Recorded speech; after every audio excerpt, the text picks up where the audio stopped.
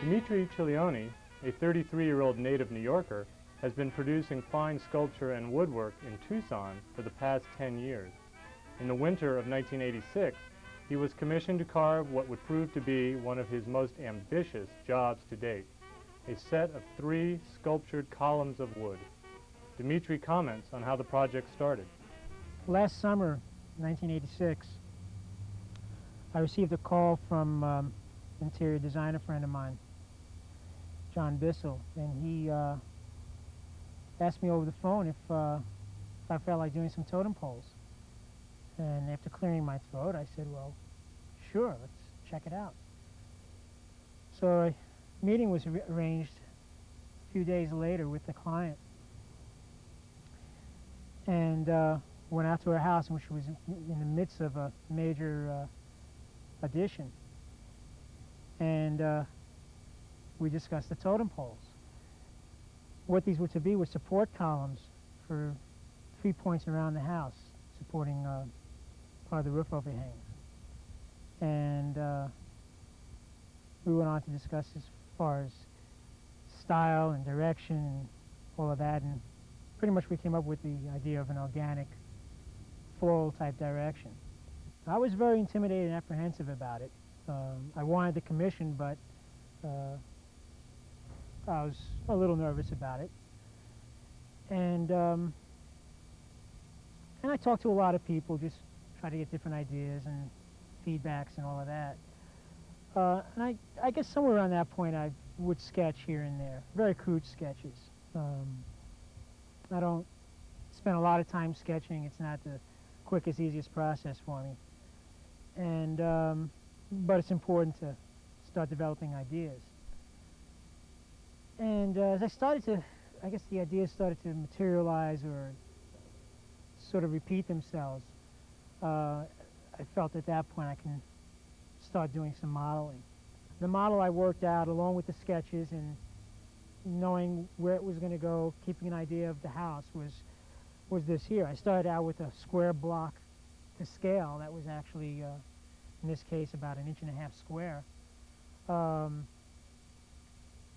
And laid it out as I would the large piece, which was 10 feet long and 10 inches square. And began to carve it out. The piece represents, to me, I guess in its simplest way, represents growth, evolvement, and relating very much to the floral world. It's an organic piece. The bottom is an 8-sided form, and that represents the molecular stage. The basic form of the house, of the addition on the house, is also based on these 8-sided forms. So that's, I drew from that very directly. And its placement is at a corner of an 8-sided form, which works out to a 135-degree angle, so that's what I was playing on. From that, I go into this sort of cylindrical pod-like form, which is the seed. And I made some changes when I was carving, when I got to that point. The original idea of having it open up in this tree-like form coming out didn't work out visually or practically when I was at that point carving it. So I eliminated it and just went from a sphere to this 4-sided twisted form. The twist represents the actual growth, and it starts out as a 4-sided, very simple 4-sided piece form, and then evolving into this twisted bulging stage, and then coming back in on itself to form each one of these sides forming an independent branch, so to speak, and then having that branch come out into a leaf.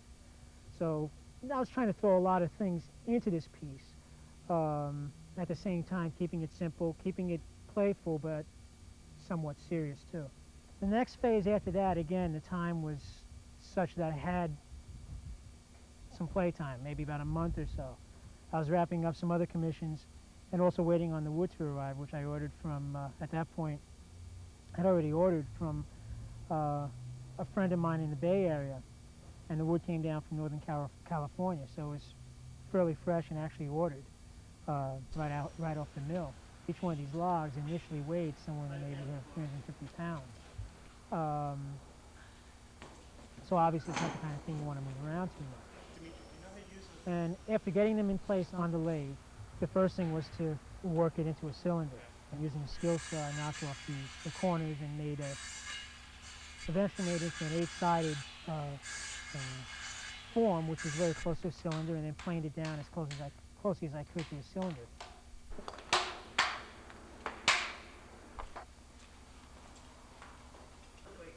Get it roughed out.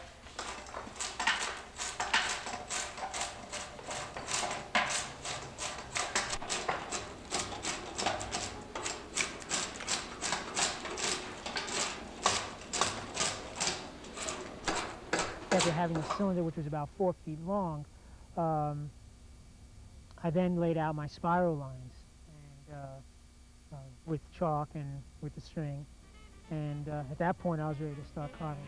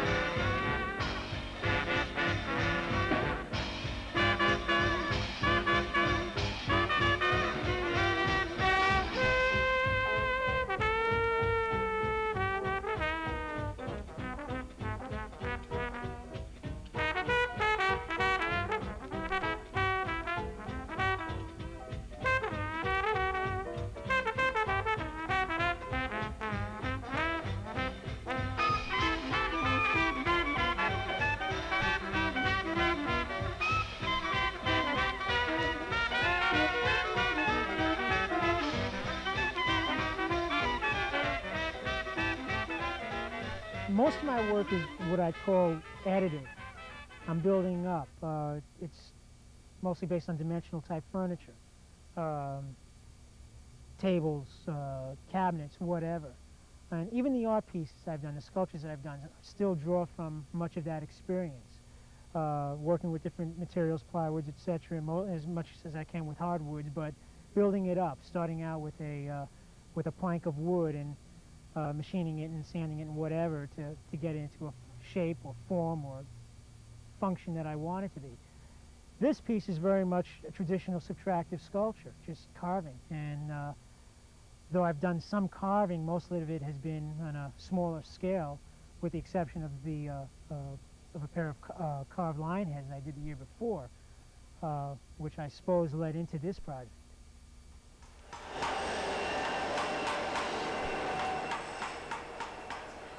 The bottom end was narrower than the midsection, and I started carving down towards that. First with a V-gouge, going through the, going right along those spiral lines, now creating, eliminating the chalk line with an actual carved line. And then working 2 sides at a time, working in section maybe up to 18 inches at a time, and then working with my various gouges, the wider scoop gouges, and then working the wood down towards a spiral. It very quickly began to define itself as a spiral.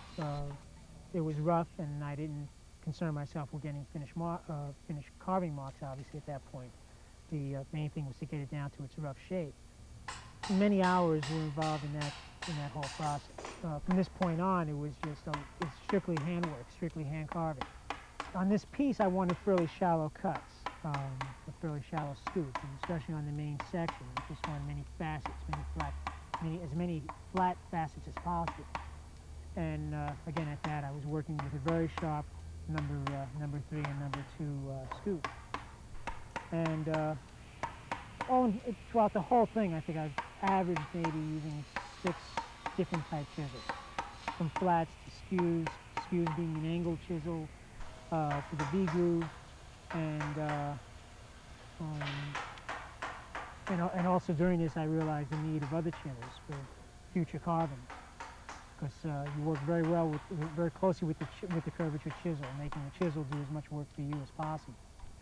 The actual physical labor part has taken about 3 solid months.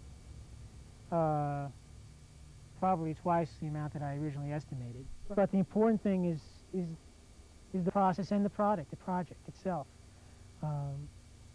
When I become obsessed with it, I have an idea and then I make an idea happen into a three-dimensional thing that people can touch and see and measure against or whatever. But it's there. It's no longer just an idea trying to explain, out of my head that I can't even explain half the time. And to see it actually there, that becomes I get a lot of enjoyment out of that. There's a lot of wealth I feel I have from that. I draw my my information, my ideas from many sources. I'm not the most original thinker, and I don't know if my original thoughts really work out that well. However, there's a long history of things around us, both man-made, both existing in nature, that I draw from. I draw very much from that in these columns. And working with the client, especially in initial phases, in finding out what their ideas are. They're very valid, and oftentimes that's what opens me up to explore my ideas or to work on those ideas that they have and hopefully that's what they're hiring me for. Not to, let's say, reproduce something. That's not what I want to do, and that's not what I do. But to expand on another idea. If one of my ideas work out, then fine, but I'm more than willing and happy to work with them and anyone else that works, that comes along, because the important thing is the final piece itself, that it works, that it's good, that I'm happy with it, they're happy with it, and other people can say, well, you did it again.